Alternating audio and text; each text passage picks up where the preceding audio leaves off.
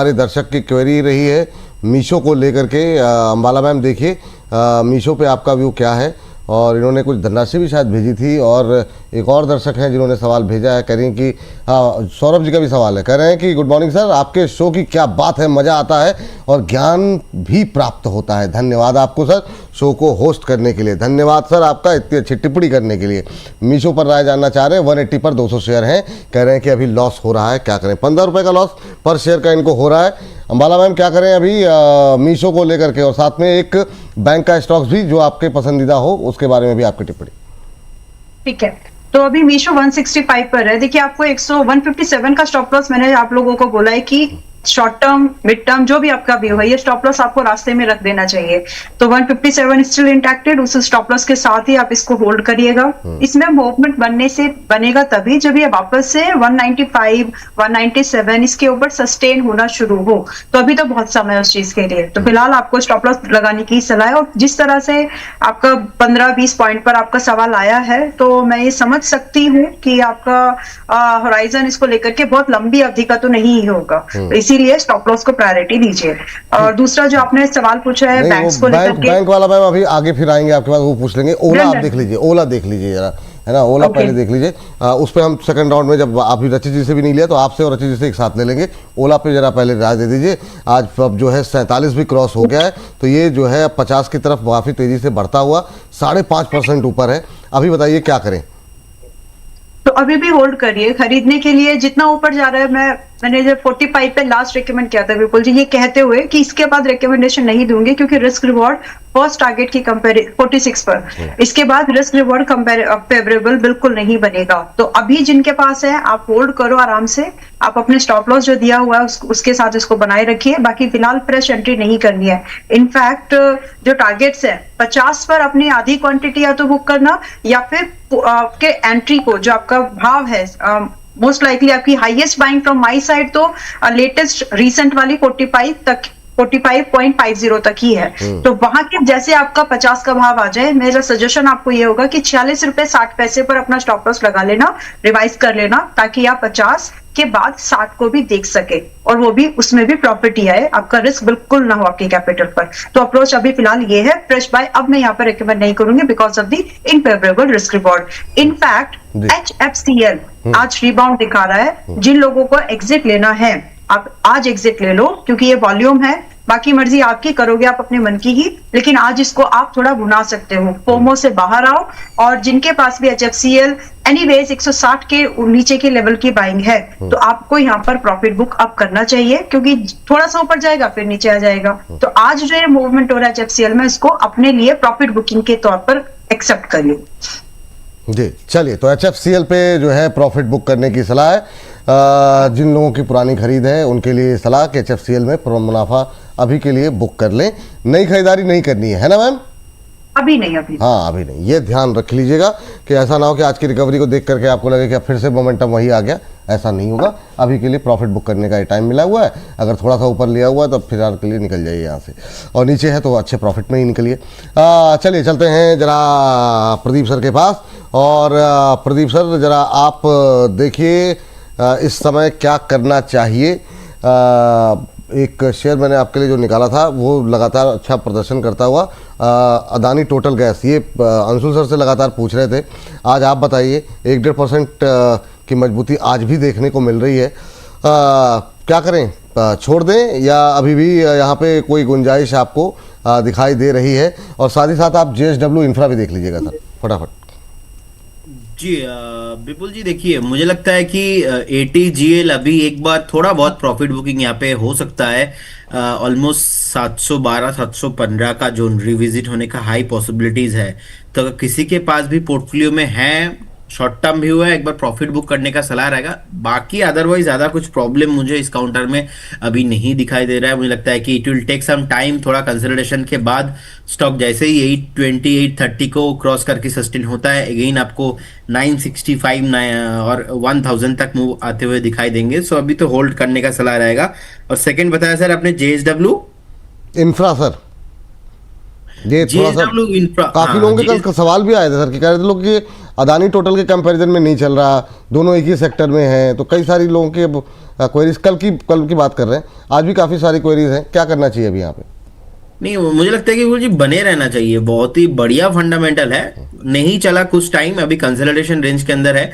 जैसे ही stock 292 295 cross करके breakout देता है तो मुझे लगता है कि एक बार फिर से all time high on the way possible होगा। सो होल्ड रखने का ही सलाह रहेगा। एक स्टॉप लॉस मैं यहाँ पे 255 252 के लेवल पे मेंटेन करना पसंद करूंगा, और all time high on the वे। थोड़ा टाइम चाहिए होगा, 2-3 महीना, 4 महीना, 6 महीना लग सकता है, लेकिन मुझे लगता है कि काउंटर आपको ऑल टाइम हाई आते हुए दिखाई देंगे। ये बात यहाँ पर निकल करके आई है। चलिए आगे बढ़ते हैं और चलते हैं अंशु सर के पास। और अंशु सर, एक तो ज़रा आप बताइए कि अभी जो रेलवे में कोई गुंजाइश कहीं दिखाई दे रही है क्या? जैसे RVNL है 1-2% ऊपर है, बहुत लोगों के काफ़ी सारे सवाल लगातार सर भर के आ रहे हैं डेली बेसिस पे, शेयर नहीं चल रहे हैं। और दूसरा सेजिलिटी भी ले लीजिएगा, 40 रुपये का शेयर है, क्या करना चाहिए? सर देखिए, सेजिलिटी में तो अभी 37.56 lower end of the range है। ये रेंज हो गई है आज इस करंट वीक को अगर मिला लें तो 76 हफ्ते हो चुके हैं रेंज के अंदर ट्रेड कर रहा है। ऊपर 55-50 नहीं तोड़ता है, नीचे 37.56 नहीं तोड़ता है। तो अभी तो कुछ नहीं करना है, 37.56 के आसपास देखेंगे। अगर बुलिश एविडेंस बना, जो कि उम्मीद है कि बनेगा, तो फिर बाई करेंगे। और अगर उसको तोड़ के क्लोज करता है तो फिर नीचे में 2 गैप छूटे हुए हैं, एक 32 रुपए पे और एक 29 रुपए 87 पैसे पे, इसको फिल करने आएगा। तो मैं अभी तो कुछ नहीं करूंगा, 37 रुपए 56 पैसे पे एक बार वहां पे रिव्यू करूंगा क्या करना है। रेलवे में सर RVNL आज भी अगर आप देखेंगे अच्छे ऑर्डर मिले, बट पहले 90 हफ्ते में 61% करेक्ट हुआ, 4 हफ्ते की पुल बैक रैली बनी। पिछले 6 हफ्ते में करंट वीक को मिला लें तो 7वां हफ्ता फिर 27% गिर गया। अगर वन डे की जगह इसको 1 ईयर या उससे ज्यादा का चार्ट करके देखें तो कंप्लीट डाउन ट्रेंडिंग काउंटर है। 10, 20, 50 एक दूसरे के नीचे हैं। जिस भी टाइम फ्रेम पे आप लगाना चाहें लगा लीजिए, सब एक दूसरे के नीचे हैं। तो रेलवे में कहीं से कोई बाइंग नहीं बन रही है। जितना जल्दी आप एग्जिट करेंगे, हर बार सवाल पे मैं यही बोलता हूँ, रेलवे से आप जितना जल्दी एग्जिट करेंगे उतना बेहतरीन आपके लिए रहेगा। तो मेरे को कहीं से अभी कोई बाइंग आते हुए नहीं दिख रही है। ऑर्डर विन के सहारे कोई भी अगर पॉजिटिव ट्रैक्शन मिलता है, निकलने की ही कोशिश करना चाहिए। चलिए ये बात है यहाँ पर। और इन सब के बीच में बद्री कॉफी एक ट्रेड बन रहा है। बताइए sir. Indo count industry limited, ICIL, Indo count, हाँ 337 रुपए चल रहा है। 133 दिन के कपनैडल पैटर्न का ब्रेकआउट बना था 1 जून को, कल उसको रिटेस्ट किया और आज फॉलो थ्रू एक्शन है। तो 337 रुपए में बाई कर सकते हैं। नीचे 315 रुपए का स्टॉप लॉस लगाना चाहिए। ऊपर में 350 रुपए पे एक छोटा सा रेजिस्टेंस है, उसको पहले टारगेट की तरह यूज कीजिए।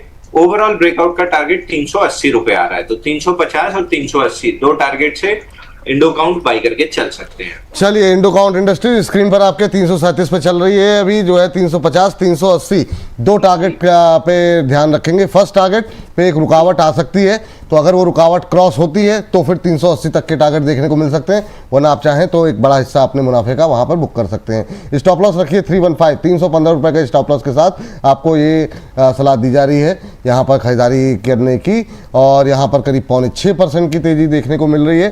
340 के आसपास अब पहुँचता हुआ 350 का फर्स्ट टारगेट, वो क्रॉस करता है तो 380 दूसरा टारगेट देखने को मिल सकता है।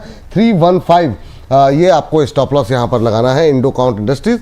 एक और ट्रेड यहाँ पर दिया गया है अंशुल जी की तरफ से। यहाँ पर जैसे ही लक्ष्य या तो भेदे या फिर तेज गतिविधि ऊपर या नीचे की तरफ होगी तो स्क्रीन पर दोबारा लेकर के आते हैं। और स्टॉप लॉस टारगेट में अगर कुछ रिवीजन करना चाहें हमारे एक्सपर्ट तो भी जो है हम इसको दोबारा स्क्रीन पर लेकर के आएंगे। अब करीब 340 341 के बीच में अभी फिलहाल के लिए ट्रेड करता हुआ इंडो काउंट इंडस्ट्रीज। चलिए आगे बढ़ते हैं। और सर वोडाफोन और सुजलॉन दोनों पे ही राय जानना चाहेंगे। पहले तो वोडाफोन सर, बड़ी राहत मिल गई बॉम्बे हाई कोर्ट से। अब मतलब एक अच्छी खबरों का दौर अभी यहाँ पर बना हुआ है लगातार। हालांकि शेयर में वैसी तेज़ी नहीं है जैसी तेज़ी होनी चाहिए थी, शायद चूँकि एक रैली आ चुकी है इस वजह से। क्या ये चीज़ें बाज़ार पहले से फैक्टर इन करके चल रहा था? दोनों भारती एयरटेल और जो है वोडाफोन दोनों को बड़ी राहत मिली हुई है। वन टाइम स्पेक्ट्रम चार्जेस से जुड़े मामले में याचिकाएं जो है में बड़ी राहत मिली हुई है। और मतलब 20,000 करोड़ 21,000 करोड़ के आसपास की राहत मिली है। और उसमें 11,000 करोड़ के आसपास शायद अकेले वोडाफोन को जो है राहत मिलेगी। आप कैसे देख रहे हैं सर जो DOT स्पेक्ट्रम ड्यूज को जो एक तरीके से स्क्वैश किया गया है बॉम्बे हाई कोर्ट की तरफ से? सर न्यूज देखिए पॉजिटिव है और हम समझे ये पर्टिकुलर एक जो केस है ना, ये आगे भी इनके बहुत सारे ऐसी प्रॉब्लम्स हैं अभी गवर्नमेंट्स के साथ जिसको क्लियर करने में असिस्ट करेगा। तो overall medium to long term के लिए एक पॉजिटिव न्यूज है, बट क्वांटम बहुत ज्यादा बड़ा नहीं है, मतलब 11,000 है, सफिशिएंट है, बट इतना नहीं है कि स्टॉक मोमेंटम में आपको वो प्राइस एक्शन आता हुआ दिखे, क्योंकि 15 रुपए 60 पैसे का एक जो नियर टर्म टारगेट लेवल्स है वो कहीं ना कहीं वहां पे आपको एक उसके पहले एक सेलिंग प्रेशर देखने को मिल रहा है, बट कोई गेम चेंज नहीं हो रहा है। 13 रुपए 40 पैसे के स्टॉप लॉस के साथ 15 रुपए 60 पैसे और फिर 17 रुपए एंड गोइंग फॉरवर्ड आगे के लेवल्स भी देखने को मिलेंगे, तो चिंता की कोई बात नहीं है। हाँ, न्यूज पॉजिटिव है बट बहुत ज्यादा डायरेक्शनल चेंज देने वाली नहीं है। सुज़लोन भी आप देखें बिल्कुल निफ्टी, तो अभी कुछ नहीं करना है सर इसमें?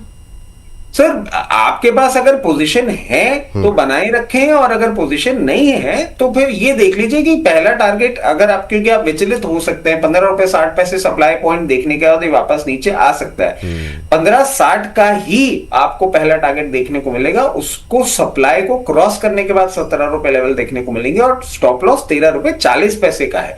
जिस लेवल पे आपको कॉन्फिडेंस आए, जिस लेवल पे आपका कंफर्ट हो, अकॉर्डिंगली अपनी पोजीशन मैनेज करें। सुज़लोन भी सर आप देखें क्लियर केस है, बिल्कुल निफ्टी की तरह बैठ गया है, एक रेंज में चल रहा है, कोई डायरेक्शन नहीं, कुछ नहीं।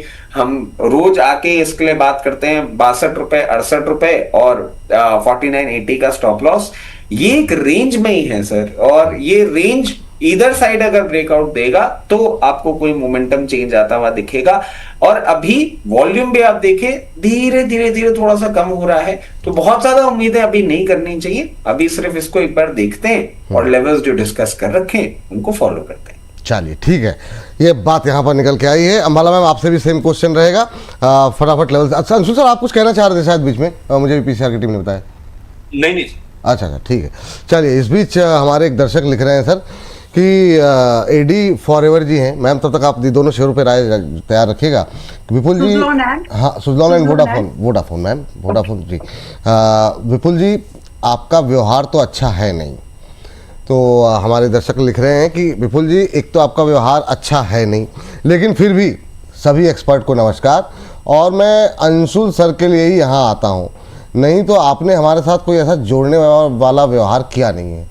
तो उसके बाद इनके कुछ सवाल हैं यूनियन बैंक को लेकर के, HDFC बैंक को लेकर, समय मिलेगा तो डिस्कस कर लेंगे सर। माफ़ कीजिएगा मेरे व्यवहार की वजह से आप आहत हुए हों, अंशु सर की वजह से ही सही, आते रहिए कार्यक्रम में। लेकिन अंबाला मैम सुज़लोन और जो है वोडाफोन फटाफट जी।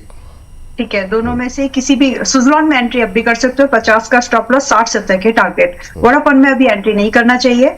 जो ट्रेडिंग भाव आप लोगों को ऑलरेडी सजेस्ट किया है वो 14 रुपए का ही है। धीरे धीरे देखो 15 से 14.58 आ गया, स्टॉप लॉस से कॉम्प्रोमाइज मत करना। फिलहाल के लिए फ्रेश एंट्री नहीं है, जो पहले से हैं वो जरूर होल्ड कर सकते हैं 18, 22 और 25 के टारगेट्स के लिए। फ्रेश एंट्री सुज़लोन में दिखती है, वोडाफोन में नहीं दिखती, और इसके लिए रिलीफ जरूर है। देखिए कई बार ना नंबर मैटर नहीं करता, उसके पीछे के जो इंटेंशंस है, जो परिस्थिति या सेंटिमेंट्स बदलने वाली जो बात होती है ना, वो है। तो वोडाफोन को लेकर के एडीआर में थोड़ा रिलीफ मिलना, फिर बीच में अभी हाईकोर्ट का ये बड़ा चेंज की ठीक है, मतलब स्पेक्ट्रम में उनको ये रिलीफ मिल जाना है, ये सारी चीजें इस तरह भी इशारा करती है कि हवा बदल रही है, उसको समझो बस। हवा बदल रही है उसको समझिए। तो वैसे भी गर्मी इतनी पड़ रही है, हवा की आवश्यकता भी काफी ज्यादा है, तो ठीक है। नंबर तो प्रदीप